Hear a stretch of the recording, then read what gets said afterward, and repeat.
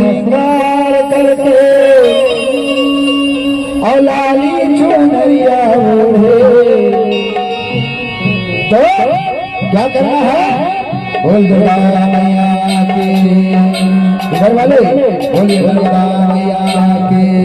बोल दुर्गा भवानी की। और चले आवे मैया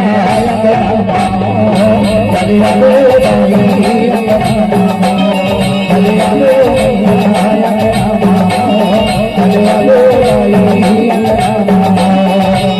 सोना सिंगार करके लाली चुनरिया सोना सिंगार करके लाली चुनरिया चले आवे चले